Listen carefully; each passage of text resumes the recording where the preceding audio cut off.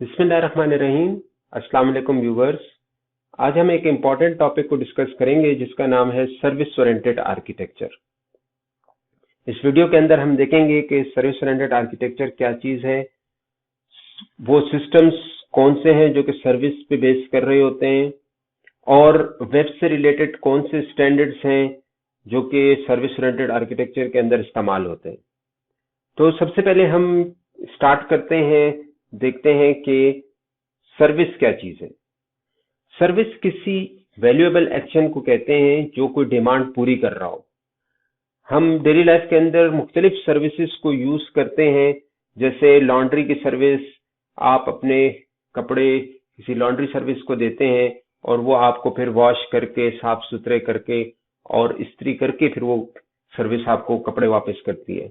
इसी तरह कुकिंग की सर्विस आप यूज कर सकते हैं, बजाय इसके कि आप खुद कुकिंग कर रहे हैं और अपना टाइम लगा रहे हैं और फिर उसके बाद बर्तनों को भी धोना पड़ता है।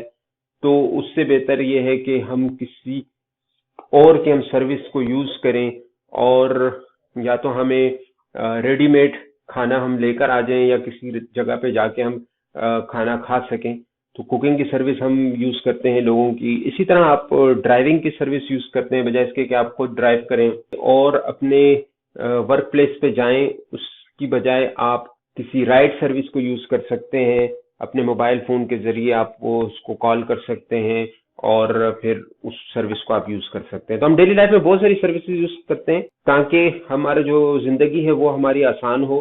इसी तरह सॉफ्टवेयर के अंदर भी सेम कॉन्सेप्ट है।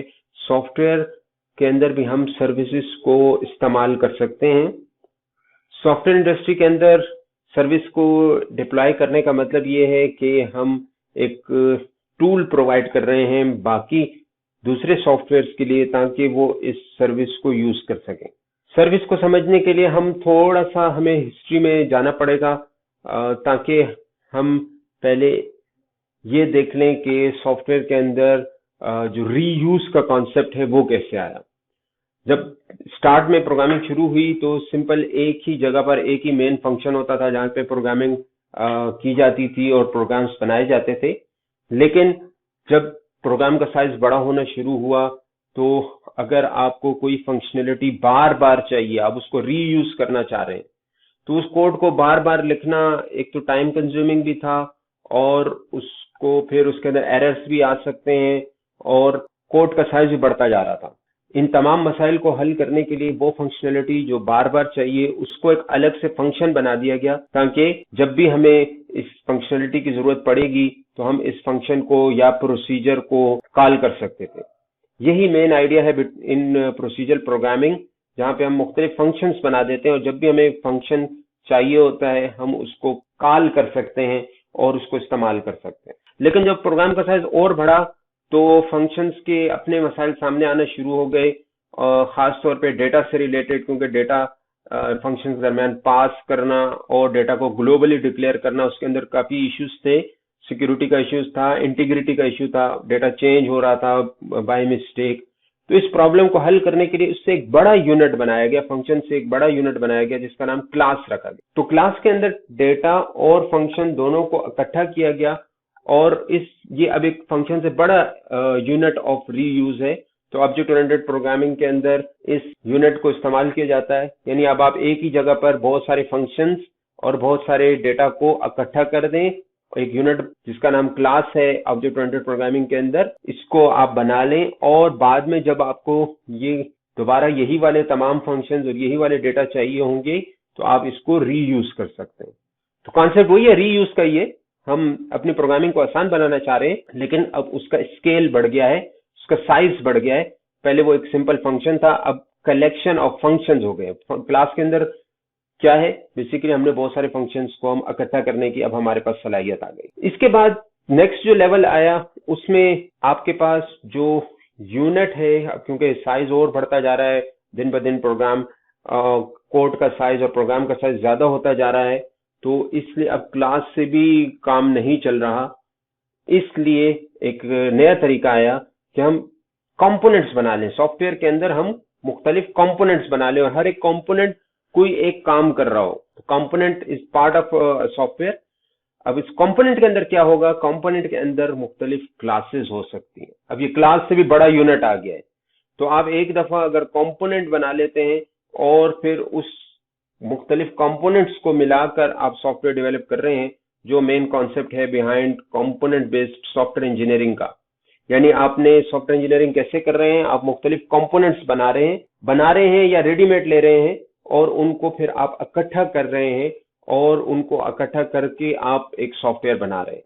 तो ये कंपोनेंट बेस्ड सॉफ्टवेयर इंजीनियरिंग कहलाती है। यानी मुख्तलिफ कंपोनेंट्स चाहे आपने खुद बनाए हैं या आपने अपने ही पहले बनाए हुए कंपोनेंट्स को रीयूज कर रहे हैं या आपने कोई थर्ड पार्टी ने बना के दिए हैं, उन कंपोनेंट्स को आप रीयूज कर रहे हैं, तो इसको कंपोनेंट बेस्ड सॉफ्टवेयर इंजीनियरिंग कहते हैं। जिन लोगों ने वर्डप्रेस में काम किया होगा तो वर्डप्रेस एक अच्छी एग्जांपल है जिसमें आप दूसरों के बने बनाए प्लगइन्स या कंपोनेंट्स उठाते हैं और उनके जरिए अपनी वेबसाइट डेवलप करते हैं। तो कंपोनेंट्स बेसिकली क्या है, कंपोनेंट क्लास भी बड़ा यूनिट है, उसके अंदर बहुत सारी क्लासेस होंगी, सेट ऑफ क्लासेस हैं, और अब आप इन कंपोनेंट को एक दफा जब बन जाता है इसको आप फिर रीयूज कर लेते हैं। तो आप देख रहे हैं कि वही कॉन्सेप्ट वही है, रीयूज का है, लेकिन रीयूज के साथ साथ उनका साइज बड़ा होता जा रहा है। क्लास के अंदर बहुत सारे फंक्शंस थे, कंपोनेंट के अंदर बहुत सारी क्लासेस। अब इससे भी हम एक स्टेप अगर आगे चले जाते हैं, तो अगर हम पूरी सर्विस लेना चाह रहे हैं, जैसे कि मैंने बताया कि डेली लाइफ में हम मुख्तलिफ सर्विसेज यूज करते हैं, इस तरह सॉफ्टवेयर के अंदर भी हम मुख्तलिफ सर्विसेज को यूज कर सकते हैं। फॉर एग्जाम्पल, आप वेदर फोरकास्ट की सर्विस को यूज करना चाहते हैं, आप करेंसी का रेट फाइंड आउट करना चाह रहे हैं कि इस वक्त डॉलर की और रुपीस के दरमियान क्या कंपैरिजन हो रहा है, क्या रेट है, एक्सचेंज रेट क्या है इनका। तो एक तरीका ये हो सकता है कि हम बैंक जाएं, हमारा सॉफ्टवेयर बैंक के सॉफ्टवेयर के साथ कांटेक्ट करे और उस वहां से वो इंफॉर्मेशन लेकर आए। दूसरा ये कि ये इन्फॉर्मेशन ऑलरेडी, वेदर की इन्फॉर्मेशन ऑलरेडी कोई ना कोई सॉफ्टवेयर इंटरनेट के ऊपर ये सर्विस दे रहा होगा। इसी तरह करेंसी एक्सचेंज की इंफॉर्मेशन कोई ना कोई दे रहा होगा, तो हम क्यों ना उनकी सर्विस को इस्तेमाल करें। तो ये पॉसिबल है, इसी को सर्विस ओरिएंटेड आर्किटेक्चर कहते हैं, जो हमारे इस वीडियो के अंदर मेन टॉपिक है। तो सर्विस क्या है, basically service is set of component, software service is set of components. अब कंपोनेंट से भी एक बड़ी चीज आ गई है, उसका साइज और बढ़ गया है, अगेन कंप्लीट सर्विस। तो ये सर्विस का मेन कॉन्सेप्ट है कि फंक्शन से बड़ा यूनिट क्लास था, क्लास से बड़ा यूनिट कंपोनेंट था, कंपोनेंट के अंदर बहुत सारी क्लासेस थी, क्लासेस के अंदर बहुत सारे फंक्शंस थे, और फिर कंपोनेंट से बड़ा यूनिट सर्विस है, सर्विस के अंदर बहुत सारे कंपोनेंट हो सकते हैं। So a software service is a set of components which can be invoked, जिनको आप कॉल कर सकते हैं, and whose interface descriptions can be published and discover, और उनकी जो डिस्क्रिप्शन है इंटरफेस की, उनको पब्लिश किया जा सकता है, उनको सर्च किया जा सकता है, डिस्कवर किया जा सकता है। ये भी हम डिटेल में देखते हैं कि इंटरफेस क्या होती है, इंटरफेस डिस्क्रिप्शन क्या होती है, कैसे पब्लिश होता है, क्या डिस्कवर्ड कैसे होता है, ये हम डिटेल में देखते हैं। लेकिन अभी आप समझने के लिए जो चीज आपने अभी ध्यान में बैठानी है वो ये है कि सर्विस कंपोनेंट से एक बड़ा यूनिट है जिसके अंदर बहुत सारे कंपोनेंट हो सकते हैं। लेकिन जो फंक्शन सिर्फ कोड लेवल पे था, उसको रीयूज हो रहा था वहां पर, अब उससे बड़ा यूनिट क्लास है, क्लास के अंदर बहुत सारे फंक्शंस हैं और डेटा आ गया है, उससे बड़ा यूनिट कंपोनेंट है जिसके अंदर बहुत सारी क्लासेस हैं। कंपोनेंट रिप्रेजेंट एक पार्ट ऑफ अ सॉफ्टवेयर, और उससे बड़ा यूनिट सर्विस है जो आपको कोई एक्शन परफॉर्म करके दे रहा है, कुछ काम करके दे रही है सर्विस। तो हो सकता है एक कंपोनेंट भी ये काम करके दे सके, हो सकता है बहुत सारे कंपोनेंट मिलकर ये काम कर सक रहे हो।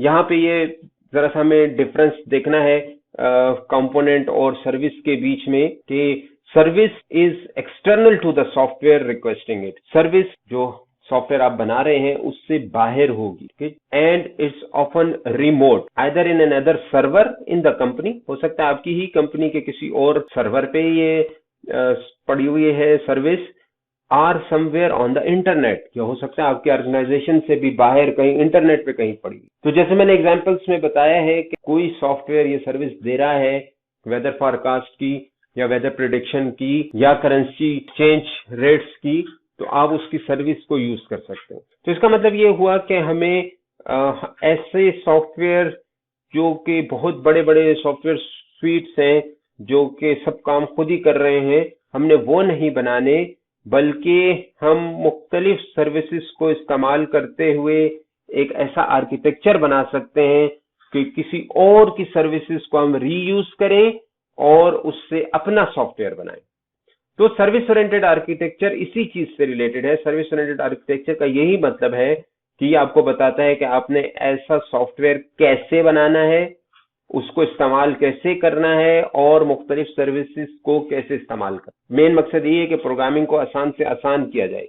फंक्शन बनाने का भी यही मकसद था कि कोडिंग हमें कम करनी पड़े। फिर क्लासेस बनाने का भी यही मकसद था कि इनहेरिटेंस और रीयूज कर सके हम कोड को, बार बार वही चीजें ना लिखनी पड़े दोबारा। कंपोनेंट्स बनाने के पीछे भी यही मकसद था कि हम कंपोनेंट एक दफा बना लें और जितने भी हमारे पास प्रोजेक्ट्स आते जाएंगे हम उनके अंदर उन कंपोनेंट्स को रीयूज करते जाएं। और अब उससे भी आसान चीज आ गई कि आप अपना कुछ बनाए ही नहीं, किसी और की बनाई हुई सर्विस को आप इस्तेमाल कर लें। So service oriented architecture is software concept, architectural software concept that defines the use of services to support business requirement। इसका मतलब ये हुआ कि सर्विस ओरिएंटेड आर्किटेक्चर एक ऐसा कॉन्सेप्ट है जिसमें हम ये देखते हैं कि सर्विसेज को इस्तेमाल करते हुए हम कैसे एक सॉफ्टवेयर को डेवलप कर लेंगे। तो सॉफ्टवेयर बेसिकली इसीलिए डेवलप किया जाता है कि हमारे पास जो बिजनेस की नीड्स हैं, बिजनेस की रिक्वायरमेंट्स हैं, उनको पूरा किया जा सके, इसीलिए सॉफ्टवेयर डेवलप किया जाता है। तो सॉफ्टवेयर को हम कैसे डेवलप कर सकते हैं? सर्विसेज की मदद से। इसको सर्विस ओरिएंटेड कंप्यूटिंग कहते हैं या सर्विस ओरिएंटेड आर्किटेक्चर कहते हैं। In service oriented architecture, resources are made available to other participants in the network as independent services। Service oriented architecture में मुख्तलिफ सर्विसेज होंगी जो कि तमाम पार्टिसिपेंट्स को जो इस नेटवर्क के ऊपर हैं वो अवेलेबल होंगी और उनको एक स्टैंडर्ड तरीकाकार होगा जिसकी मदद से इन सर्विसेज को एक्सेस किया जाएगा। यानी अगर आप भी कोई सर्विस देना चाहते हैं तो आप भी इस स्टैंडर्ड वे को फॉलो करते हुए, वेब के स्टैंडर्ड्स को फॉलो करते हुए अपने कोड की एक सर्विस बना लें।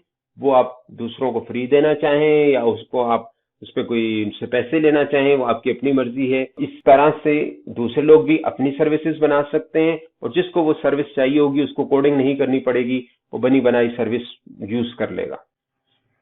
यहाँ पर हम एक और एग्जांपल डिस्कस करते हैं, that is of online shopping. आपको एक्सपीरियंस हुआ होगा अगर ऑनलाइन शॉपिंग का, तो ऑनलाइन शॉपिंग में आप किसी भी ई कॉमर्स स्टोर पे जाते हैं, वहां पे अपनी मर्जी के आइटम्स सेलेक्ट करते हैं और जब आप सपोज आप daraz.pk पे चले गए, वहां पे आपने अपने लिए आइटम्स सेलेक्ट किए, जो चीज आप शॉपिंग करना चाह रहे थे वो आप जब कर लेते हैं और करने के बाद जब आप उसको चेक आउट करते हैं तो daraz.pk आपसे आपका क्रेडिट कार्ड का नंबर मांगता है। आप क्रेडिट कार्ड का नंबर daraz.pk को दे देते हैं। अब इस क्रेडिट कार्ड को वेरीफाई कौन करेगा? इस क्रेडिट कार्ड को वेरीफाई करने के लिए फिर या तो दराज खुद कोडिंग लिखे। अब ये बहुत मुश्किल काम है कि इतने बहुत सारे बैंक्स हैं और हर एक बैंक का अपना अपना फिर सिस्टम है, तो इसके लिए कोडिंग लिखना इंतहाई मुश्किल काम है कि हर एक बैंक से वहां से जाके उनके लिए कार्ड, जो भी उनके क्रेडिट कार्ड्स हैं उनको वेरीफाई करना और फिर वेरीफाई के बाद देखना कि क्या इस कार्ड में बाकी इतने अमाउंट मौजूद भी है या नहीं है। तो इसका सोल्यूशन ये है कि हर एक बैंक ने अपनी अपनी एक सर्विस बनाई हुई है, सॉफ्टवेयर सर्विस बनाई हुई है, जो कि आप उस बैंक के क्रेडिट कार्ड को या डेबिट कार्ड को वेरीफाई करती है। तो बेसिकली अब ये वेबसाइट क्या करेगी? ये वेबसाइट, ई कॉमर्स की वेबसाइट, उस बैंक की सर्विस को यूज करेगी। यानी daraz.pk, जो भी आपने जिस बैंक का कार्ड आपने दिया है, फॉर एग्जांपल आपने एलाइड बैंक का कार्ड यूज किया है, तो एलाइड बैंक ने एक सर्विस, सॉफ्टवेयर सर्विस दी हुई है। अब ये daraz.pk उस सॉफ्टवेयर सर्विस पे चला जाएगा, उसको आपकी इंफॉर्मेशन पास करेगा। नाउ एलाइड बैंक की जो सर्विस है वो उस कार्ड को वेरीफाई करेगी और चेक करेगी कि क्या उसके अंदर इतने अमाउंट मौजूद है। अगर मौजूद है तो वो daraz.pk को इंफॉर्मेशन भिजवाएगी और वहां से आपके बैंक अकाउंट में से पैसे डिटेक्ट हो जाएंगे। तो आप गौर करते हैं कि या तो आपके पास बैंक ऊपर से यूआरएल चेंज हो जाता है, दराज.पीके का यूआरएल हट जाता है और उसकी जगह पर बैंक का यूआरएल आ जाता है, या वो जो सर्विस है उसका यूआरएल आ जाता है, और या बैंक इंटरफेस आ जाती है आपके सामने, जहाँ पे आप अपने इंफॉर्मेशन इंटर करते हैं तो वापस फिर दराज.पीके के पास आ जाती है। विद इन सेकेंड से सारा काम हो रहा होता है। तो ये एक एग्जाम्पल है सर्विस ओरिएंटेड आर्किटेक्चर की सर्विसेज कैसे काम कर रही हैं। तो सर्विस ओरिएंटेड आर्किटेक्चर अगर हम फॉलो कर रहे हैं तो उसका मतलब ये होगा कि हमारे सॉफ्टवेयर के अंदर बहुत सारी सर्विसेज होंगी, या दूसरे अल्फाज में हम कह सकते हैं कि हमारे सॉफ्टवेयर सर्विसेज के अंदर डिवाइड होगा।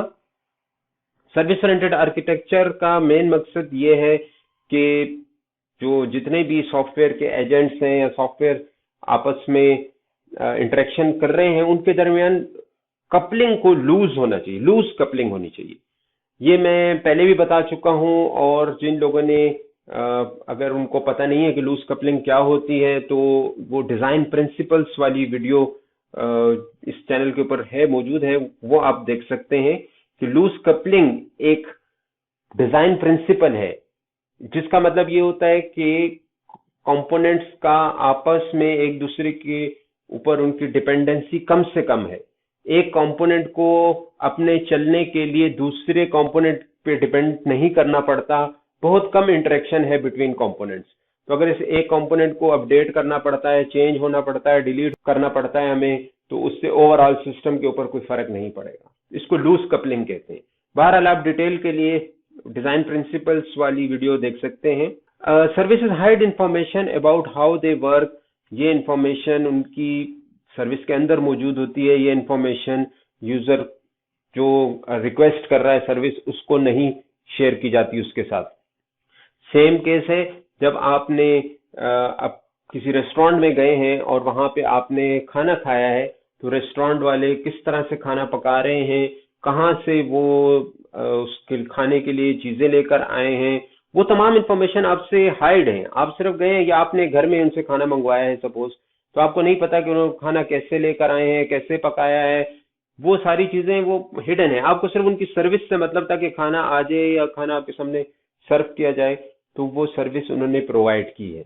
इसी तरह हम भी अगर किसी और सॉफ्टवेयर से सर्विस लेना चाहते हैं तो उसके अंदर की इंटरनल डिटेल क्या है, वो किस लैंग्वेज में सॉफ्टवेयर डेवलप किया गया है, वो उसके इंटरनल कौन से एल्गोरिदम्स लगे हुए हैं, कैसे काम वो कर रहा है, इसकी तमाम की डिटेल हमें विजिबल नहीं होती, और वो सर्विस ये इंफॉर्मेशन छुपा देती है। उसके इंटरनल डिटेल हमारे साथ कोई काम भी नहीं है। हमें सर्विस से मतलब है, हमें सिर्फ रिजल्ट्स चाहिए। हम अगर रिजल्ट सही मिल रहे हैं तो इंटरनल डिटेल के साथ हमारा कोई ताल्लुक नहीं है। An application can string together many services to provide the functionality, इसका मतलब ये हुआ कि हम अब कोडिंग कम से कम करते हुए अपनी सॉफ्टवेयर डेवलपमेंट कर सकते हैं। हम आराम के साथ मुख्तलिफ किस्म की सर्विसेज को आपस में मिलाकर अपनी एक एप्लीकेशन बना सकते हैं। ऑन द राइट साइड आप देख रहे हैं लेआउट है सर्विस ओरिएंटेड आर्किटेक्चर का, कि सर्विस ओरिएंटेड आर्किटेक्चर के अंदर सर्विसेज होंगी। ये तमाम सर्विसेज एक जगह पे पड़ी होंगी जिसको सर्विस रिपोजिटरी कहा जाता है। ठीक है, सर्विस के अंदर उसकी फिर अपनी इंफॉर्मेशन होगी। तो उसकी इम्प्लीमेंटेशन है कि सर्विस के अंदर किस तरह से वो इम्प्लीमेंट की गई है, लैंग्वेज क्या यूज हुई है, एल्गोरिदम क्या यूज हुए हैं, उसके अंदर जो कोड है, ये इम्प्लीमेंटेशन से मुराद वो कोड है, ये नॉर्मली हिडन होता है और यूजर को नजर नहीं आता। ठीक है, इम्प्लीमेंटेशन के अंदर बिजनेस लॉजिक कोड भी हो सकता है, डेटा भी होगा उसके अंदर डेटाबेस में, और ये तमाम उसकी इम्प्लीमेंटेशन कहलाती है। लेकिन ये चीज क्लाइंट से या रिक्वेस्टर से शेयर नहीं की जाती। दूसरा, सर्विस के अंदर उसकी इंटरफेस होगी। इंटरफेस वो जगह है जो आउटसाइड एक्सटर्नल एनवायरनमेंट के लिए सर्विस शो करता है। इसको भी हम डिटेल में भी देखते हैं। इंटरफेस वो चीज है जो सर्विस जहां पे अपना इनपुट उसको जो चाहिए चलने के लिए वो शो कर रहा है, और जो आउटपुट वो देगा वो भी इंटरफेस पे देगा। तो all you can see about a service is it's interface. और एक और चीज है कॉन्ट्रैक्ट। दो सर्विसेज के दरमियान एक कॉन्ट्रैक्ट होता है जिसकी बेस पर वो आपके लिए सेट ऑफ रूल्स हैं जिनकी बेस पर वो सर्विस कम्युनिकेट करती हैं, हैंड शेक करती हैं। तो ये कॉन्ट्रैक्ट उसको रिप्रेजेंट कर रहा है। इसके अलावा हमारे पास फिर एप्लीकेशन का फ्रंट एंड है, यानी आपके पास पूरी एक सॉफ्टवेयर एप्लीकेशन आप बना रहे हैं जो SOA को फॉलो कर रही है, उसमें मुख्तलिफ सर्विसेज हैं, तो ये उसका फ्रंट एंड है। और फिर एक सर्विस बस है। तो ये हमारा पूरा लेआउट है सर्विस ओरिएंटेड आर्किटेक्चर का। अच्छा, नेक्स्ट हम देखते हैं कि web services, first of all देखते हैं वेब सर्विस क्या होती है। वेब सर्विसेज उन सर्विसेज को कहते हैं जो इंटरनेट के ऊपर ऑफर की जाएं या वेब के ऊपर ऑफर की जाएं, उन सर्विसेज को इंटरनेट सर्विसेज या वेब सर्विसेज कहा जाता है। इसका मतलब ये हुआ कि आप एक फुल फ्लेज एप्लीकेशन बना सकते हैं इंटरनेट के ऊपर यूजिंग एग्जिस्टिंग वेब सर्विसेज। आपकी एप्लीकेशन में जो शामिल नहीं है, एक्सटर्नल है आपकी एप्लीकेशन से, और वो सर्विसेज आपके एप्लीकेशन का कुछ टास्क कर सकती हैं, तो आप उन मुख्तलिफ एप्लीकेशन, मुख्तलिफ वेब सर्विसेज को मिलाकर अपनी एप्लीकेशन बना सकते हैं। फॉर एग्जाम्पल, आप एक वेब एप्लीकेशन बनाना चाह रहे हैं ट्रैवलिंग के लिए, तो उसमें जरूरी नहीं कि आप सारी A से लेकर Z तक सारी कोडिंग खुद करें। उसके अंदर आप मुख्तलिफ सर्विसेज जो पहले से लोगों ने बनाई हुई हैं, फॉर एग्जाम्पल एक सर्विस है जो कि चीपेस्ट फ्लाइट बता रही है कि इंटरनेट के ऊपर फ्लाइट की चीपेस्ट प्राइसेस क्या हैं, आप उसकी सर्विस लेकर अपने ऐप में डाल सकते हैं। इसी तरह एक और सर्विस है जो होटल की प्राइसेस बता रही है, तो आप उस सर्विस को अपने ऐप का हिस्सा बना सकते हैं। इसी तरह एक और सर्विस है जो कार रेंटल से रिलेटेड है, तो आप उसकी सर्विस को लेकर अपनी ऐप का हिस्सा बना सकते हैं। तो इसका मतलब ये हुआ कि आपने मुख्तलिफ सर्विसेज को कंबाइन किया, इकट्ठा किया, और इकट्ठा करने के बाद आपने उसको अपनी एप्लीकेशन का हिस्सा बना दिया या एक नई एप्लीकेशन बना दी। इस तमाम कॉन्सेप्ट को सर्विस ओरिएंटेड आर्किटेक्चर कहते हैं। यहाँ पर अब हमारे पास दो किस्म के रोल्स आ गए। एक हमारे पास कहलाता है सर्विस रिक्वेस्टर। सर्विस रिक्वेस्टर वो एजेंट है या वो सॉफ्टवेयर का पार्ट है जिसको सर्विस चाहिए, जो सर्विस को रिक्वेस्ट कर रहा है। और दूसरा रोल है हमारे पास सर्विस प्रोवाइडर। सर्विस प्रोवाइडर वो एजेंट है जो कि सर्विस को प्रोवाइड कर रहा है। तो हमारे पास सर्विस से रिलेटेड ये दो रोल्स हैं। सर्विस रिक्वेस्टर है, सॉफ्टवेयर रिक्वेस्टिंग द सर्विस, और सर्विस प्रोवाइडर है, software that fulfils the service. बिल्कुल आइडिया वही क्लाइंट और सर्वर वाला है, ठीक है। क्लाइंट जिसको सर्विस चाहिए और सर्वर जो कि सर्विस को प्रोवाइड करेगा। तो पूरा प्रोसेस क्या होगा अब इसमें, जब सर्विस रिक्वेस्टर को, जैसे मैंने एग्जांपल दी कि आप एक वेब एप्लीकेशन बना रहे हैं और आप उसमें अब ढूंढना चाह रहे हैं कि कार रेंटल की सर्विसेज कौन कौन प्रोवाइड कर रहा है, तो सर्विस रिक्वेस्टर आप हुए, ठीक है। आपकी जो एप्लीकेशन है वो सर्विस रिक्वेस्टर है। वो क्या करेगी, वो सबसे पहले एक सर्च करेगी कि कौन कौन सी ऐसी सर्विसेज हैं, for example in our case जो कार रेंटल की सर्विस प्रोवाइड कर रहे हैं।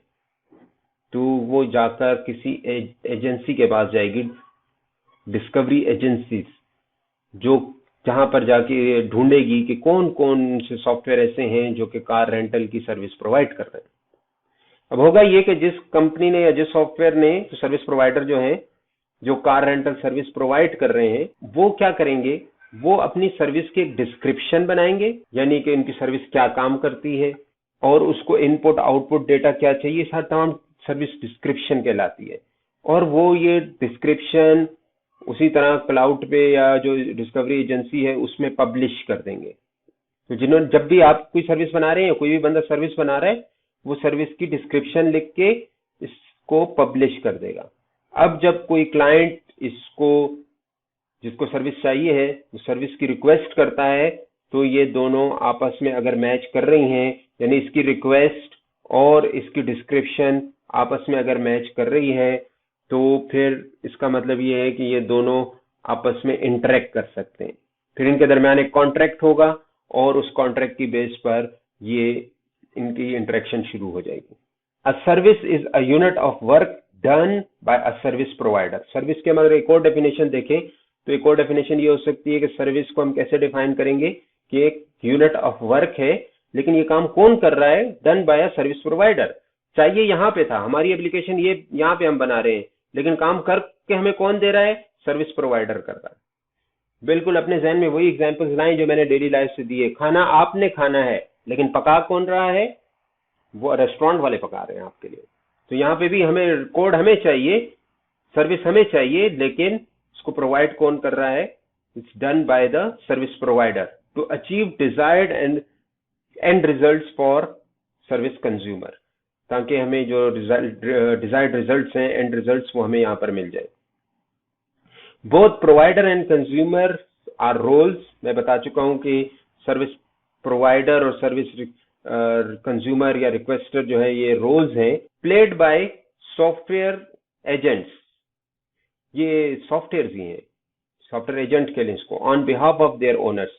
ये कोई बंदे नहीं है, कोई ह्यूमन बींग्स नहीं है, ये सॉफ्टवेयर ही हैं। एक सॉफ्टवेयर को कोई सर्विस चाहिए, दूसरा सॉफ्टवेयर उस सर्विस को प्रोवाइड कर रहा है। तो ये जब आपस में थ्रू सर्विस डिस्क्रिप्शन और थ्रू सर्विस डिस्कवरी जब ये आपस में मिलते हैं सर्विस कॉन्ट्रैक्ट करके, तो फिर एक दूसरे की सर्विस को यूज कर लेते हैं, और इस पूरे आर्किटेक्चर को सर्विस ओरिएंटेड आर्किटेक्चर कहा जाता है। ये काम तो बहुत इंटरेस्टिंग लग रहा है कि हमें कुछ ना करना पड़े और तमाम काम जो है वो सर्विस प्रोवाइडर करे, लेकिन इसके अंदर एक ट्रेड ऑफ है। आपको आसानी तो मिल गई है कि आप एग्जिस्टिंग सर्विस को यूज कर रहे हैं, लेकिन हमें इसको बैलेंस करना पड़ेगा सर्विस की क्वालिटी के साथ, क्योंकि अब सर्विस की क्वालिटी डेवलपर के हाथ में नहीं है। आपने किसी और की सर्विसेज को यूज किया, ठीक है, खाना आप घर में बना रहे थे तो उसके अंदर मेहनत करनी पड़ रही थी, लेकिन आपके कंट्रोल में थी सारी चीजें, आप साफ सुथरा क्वालिटी का खाना खा सकते थे। लेकिन अब आप बाहर से खाना खा रहे हैं तो आसानी तो हो गई है, लेकिन अब आपके कंट्रोल में चीजें नहीं है। किस तरह से खाना पक रहा है, क्या मटेरियल डल रहा है बीच में, ये अब आपके कंट्रोल में नहीं है। तो इसी तरह जब हम बाहर से सर्विसेज को यूज कर रहे हैं तो उसकी क्वालिटी डेवलपर के कंट्रोल में नहीं है। तो यहाँ पे नॉन फंक्शनल रिक्वायरमेंट्स बहुत इंपॉर्टेंट हो जाती हैं। फॉर एग्जांपल रिस्पांस टाइम, कितनी देर में सर्विस रिस्पांस देगी, ये अब हमारे हाथ में नहीं है। सपोर्टेबिलिटी, क्या ये सर्विस जो है ये फ्यूचर में भी सपोर्ट देगी? ऐसे तो नहीं है कि आज ये सर्विस काम कर रही है और कल को वो सर्विस बंद हो जाए या उसकी सपोर्ट खत्म हो जाए। अवेलेबिलिटी, क्या जिस वक्त जरूरत पड़ रही है उस वक्त ये सर्विस 24 आवर्स अवेलेबल है या नहीं है? तो ये चीजें अब हमें इनके दरमियान जरा सा एक ट्रेड ऑफ है। तो अगर आप एक यूजफुल और रीयूजेबल सर्विसेज बनाना चाहते हैं जो कि एक्सटेंड होकर सर्विस ओरिएंटेड आर्किटेक्चर बनेगा, तो उसके लिए हमारे पास कुछ बेस्ट प्रैक्टिसेस हैं, कुछ गाइडलाइंस हैं, प्रिंसिपल्स हैं जिनको आपने फॉलो करना होगा, ताकि हमारे पास जो हम अब डिजायर्ड प्रॉपर्टीज चाह रहे हैं वो आ सकें। तो अभी हम उन प्रिंसिपल्स को देखते हैं। सबसे पहले जो हमारे पास प्रिंसिपल है सर्विस ओरिएंटेड आर्किटेक्चर के लिए, वो है modular and loose coupling. Services modules की शक्ल में होनी चाहिए और उनके दरमियान कपलिंग जो है वो लूज होनी चाहिए। कपलिंग में पहले भी जब हम object oriented design principles study कर रहे थे तो वहां पे एक्सप्लेन कर चुका हूं कि जो कंपोनेंट्स हैं या सर्विसेज हैं उनके दरमियान आपस में डिपेंडेंसी कम से कम होनी चाहिए, इसको लूज कपलिंग कहते हैं। तो सर्विस ओरिएंटेड आर्किटेक्चर के अंदर जो पहली प्रॉपर्टी है वो यही है कि सर्विसेज मॉड्यूल्स की शक्ल में होनी चाहिए और वो उनके दरमियान डिपेंडेंसी कम से कम होनी चाहिए, लूज कपलिंग होनी चाहिए। इसी प्रॉपर्टी की वजह से सर्विसेज को आपस में हम कंबाइन कर सकते हैं और रीयूज कर सकते हैं। दूसरे अल्फाज में आप कह लें कि सर्विसेज, मुख्तलिफ किस्म की सर्विसेज को हम आपस में मिक्स कर सकते हैं अगर वो मॉड्यूल्स की शक्ल में होंगी।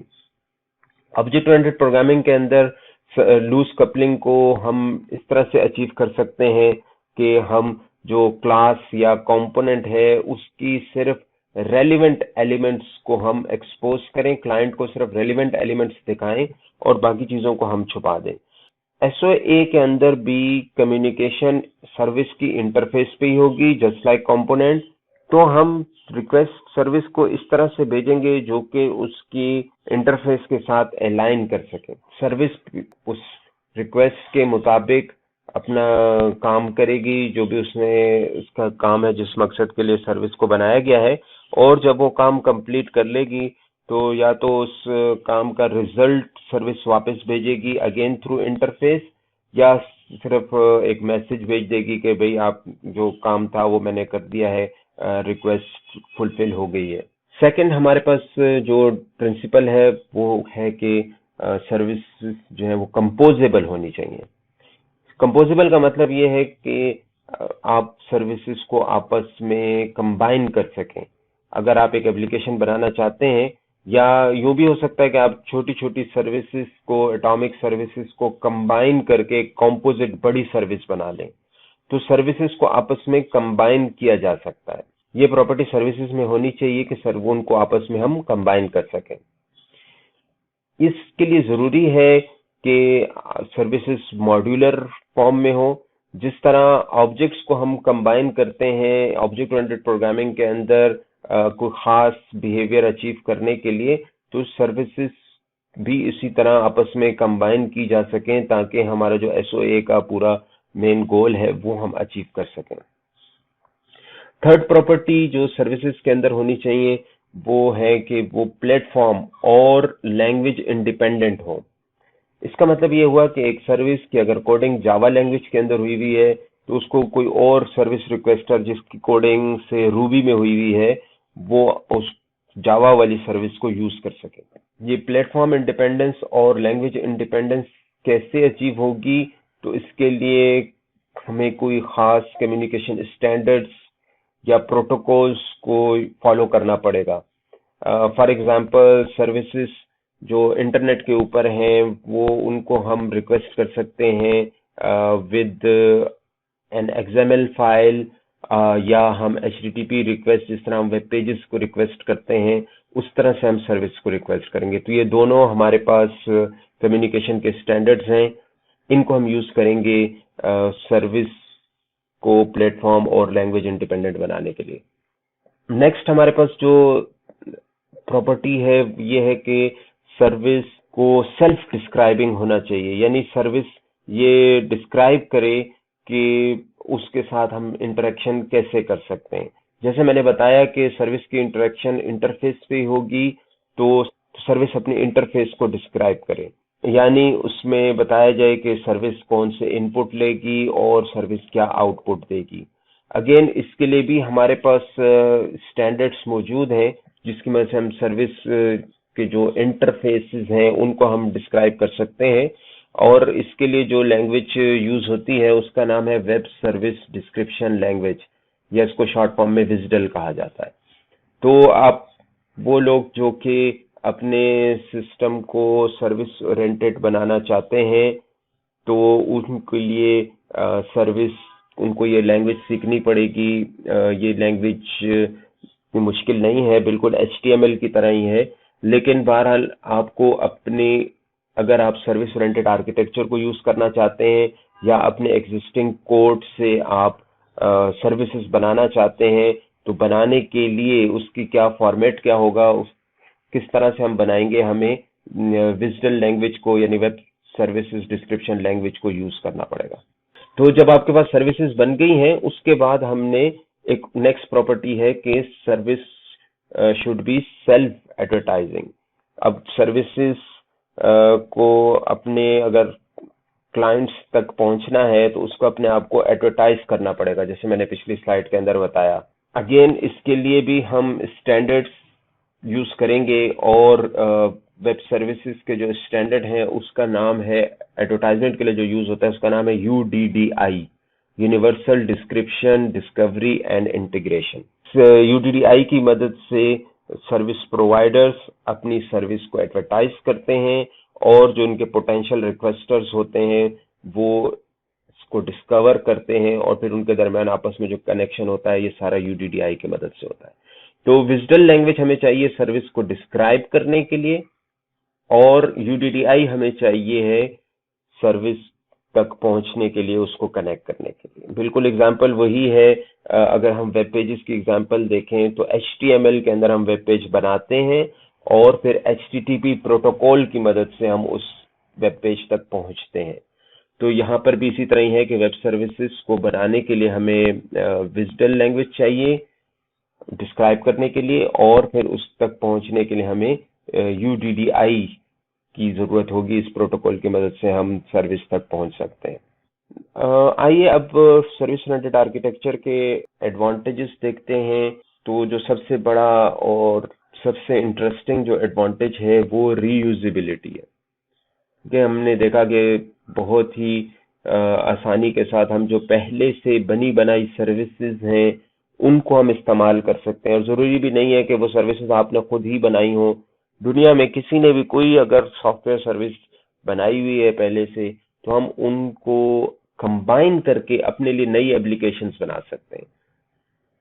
Applications can be built through combining services. Different services पहले से मौजूद हैं और हम उनको आपस में कंबाइन कर सकते हैं। नई सर्विसेज हम बना सकते हैं, एग्जिस्टिंग सर्विसेज को मिलाकर एक नई सर्विसेज बना सकते हैं, बिल्कुल स्क्रैच से भी। और ये भी हो सकता है कि हमारे पास कोड पहले से लिखा हुआ है और उस कोड के ऊपर हमने उसको सर्विस की शक्ल दे दी है और उसको हमने इंटरफेसेस उसके ऊपर एग्जिस्टिंग कोड के ऊपर इंटरफेसेस ऐड कर दिए हैं। बहरहाल हम अपने कोड को रीयूज कर रहे हैं, हमें प्रोग्रामिंग कम से कम करनी पड़ रही है और हम दूसरों की सर्विसेज को यूज कर रहे हैं, तब भी हम सिर्फ उनको मुख्तलिफ सर्विसेज को आपस में मिलाकर एक सॉफ्टवेयर एप्लीकेशन बना रहे हैं। तो ये सबसे बड़ा इसका फायदा है सर्विस ओरिएंटेड आर्किटेक्चर का। सेकंड एडवांटेज ये है कि हमारे पास सब ऑर्गेनाइजेशनल फ्लेक्सिबिलिटी आ गई है, क्योंकि सर्विसेज जो हैं वो लूजली कपल्ड हैं, एक दूसरे के ऊपर इतने ज्यादा डिपेंड नहीं कर रही, तो उनकी इंटीग्रेशन आसान है, फ्लेक्सिबल है। हम सर्विसेज को आपस में कंबाइन कर सकते हैं, हम उनको रिमूव कर सकते हैं। नेक्स्ट हमारे पास एडवांटेज है इंटरऑपरेबिलिटी, क्योंकि सर्विसेज स्टैंडर्ड प्रोटोकॉल्स को फॉलो कर रही हैं, यूडीडीआई और विजडल वगैरह। तो इस वजह से सर्विसेज एक दूसरे को आसानी के साथ अंडरस्टैंड कर सकती हैं। इवन कि अगर एक सर्विस जावा लैंग्वेज में उसकी कोडिंग हुई हुई है, दूसरी की रूबी में हुई हुई है, तब भी वो एक दूसरे को समझ सकती हैं। तो सर्विसेज आपस में इंटरऑपरेबल है। नेक्स्ट एडवांटेज हमारे पास है मेंटेनेबिलिटी, क्योंकि सर्विसेज लूजली कपल्ड हैं, तो उनके अंदर अगर हम चेंजेस एक सर्विस के अंदर करते हैं तो वो बाकी सर्विसेज पे उनका कोई इफेक्ट नहीं पड़ेगा। Changes made to one component या one service in SOA will not ripple outward and effect others. हर एक सर्विस का अपना अपना काम है, तो हम मुख्तलिफ सर्विसेज को मिलाकर एक एप्लीकेशन बना रहे हैं। इसलिए अगर हम एक सर्विस के अंदर कुछ चेंज करते हैं, अपडेट करते हैं, तो उससे बाकी की सर्विसेज पे कोई फर्क नहीं पड़ेगा और बाकी की एप्लीकेशन पे कोई फर्क नहीं पड़ेगा। Reusable services can be easily plugged into new application without having to test them. एक और फायदा ये है कि आप एक सर्विस को यूज करते हैं एक दफा एक एप्लीकेशन में, तो वो ना सिर्फ आपको कोडिंग से बचा रही है और काम आसान हो रहा है, बल्कि वो सर्विस टेस्ट भी हो रही है। तो जब आप नेक्स्ट टाइम किसी और प्रोजेक्ट में जाते हैं तो वहां पर आपको फिर वही सर्विस को यूज करेंगे, क्योंकि आपने वो एक पिछले प्रोजेक्ट में उसको टेस्ट कर लिया है कि ये सर्विस सही काम कर रही है। आखिर में हम देखते हैं कि service oriented architecture provide modular and extensible software और कोड रीयूज। तो ये हमारे पास मॉड्यूलरिटी और एक्सटेंसिबिलिटी और कोड रीयूज के एडवांटेजेस हमें प्रोवाइड करता है। सो ये बहुत पावरफुल आर्किटेक्चर है, हम इसको यूज कर सकते हैं। डाउन साइड की तरफ आते हैं कि इसके क्या क्या डिसएडवांटेजेस हैं।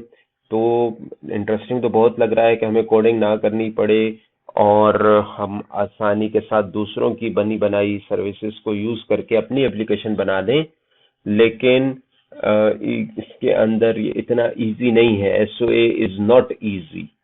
ठीक है, आपको मैंने बताया कि अगर आप एसओए को इम्प्लीमेंट करना चाहते हैं तो उसके लिए जरूरी है कि हम अपनी जो एग्जिस्टिंग कोड है उसको हम सर्विस की शक्ल में डिस्क्राइब करें with the help of visual language, web service description language, और फिर इसी तरह हम उसको फिर हमने यूडीडीआई की मदद से एडवर्टाइज करना है और दूसरी की सर्विस को एक्सप्लोर करना है। तो ये सारी चीजें हमें सीखनी पड़ेंगी।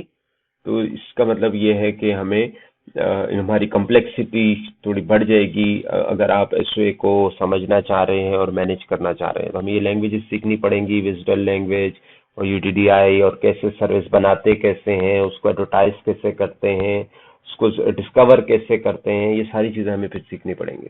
Second A full switch to SOA is costly. आप जब SOA की तरफ जाएंगे और लोगों की सर्विसेज को यूज करेंगे तो सबसे पहले तो कॉस्ट है इन टर्म्स ऑफ मनी कि आपको वो सर्विसेज परचेज करनी पड़ेंगी। सर्विसेज फ्री भी हो सकते हैं लेकिन आपको उसके लिए परचेज भी करना पड़ेगा। So it can be difficult to support despite its benefits. Benefits तो हमने देख लिए SOA के बहुत हैं लेकिन ये कॉस्टली भी है। दूसरा ये है कि आपके पास ऑलरेडी एक सॉफ्टवेयर मौजूद है और आपकी ऑर्गेनाइजेशन उसको अंडरस्टैंड कर चुकी है, और अब इस केस में अगर आप स्विच करना चाह रहे हैं, SOA की तरफ जाना चाह रहे हैं क्योंकि आपने उसके एडवांटेजेस देख लिए हैं, तो उस केस में भी कॉस्टली होगा। इसका फिर सोल्यूशन ये है कि हम सर्विसेज को बिट बाय बिट बनाएं। जो सबसे ज्यादा हमारे पास यूजफुल क्रॉस डिपार्टमेंटल फंक्शंस हैं उनको हम पहले एक सर्विस बना दें और फिर आहिस्ता आहिस्ता फिर हम दूसरी सर्विस बनाएं, फिर उसके बाद आहिस्ता आहिस्ता हम अगर पूरा अपनी ऑर्गेनाइजेशन को हम SOA की तरफ लेकर जाएं तो ये फिर पॉसिबल है। देन उसके बाद है हमारे पास स्टैंड एलोन और शॉर्ट लिव्ड एप्लीकेशन जैसे MS वर्ड है, that do not require request and response operations. SOA के अंदर हमने देखा ना कि एक सॉफ्टवेयर एजेंट रिक्वेस्ट करता है सर्विस की और दूसरा जो एजेंट है वो उसको रिस्पॉन्स करता है। तो ये स्टैंड एलोन एप्लीकेशंस के लिए उनको ये जरूरत नहीं होती है रिक्वेस्ट एंड रिस्पॉन्स ऑपरेशंस की। Then we have another disadvantage that is related to security. Security is an issue. It must be considered at service level. अब हमें क्योंकि हम दूसरों की सर्विसेज यूज कर रहे हैं तो अब हमें एप्लीकेशन लेवल पे सिक्योरिटी नहीं चाहिए। सिक्योरिटी तो इम्पोर्टेंट होती है हर एप्लीकेशन के लिए, बल्कि अब हमें नीचे आना पड़ेगा और सर्विस लेवल की हमें सिक्योरिटी अप्लाई करनी पड़ेगी।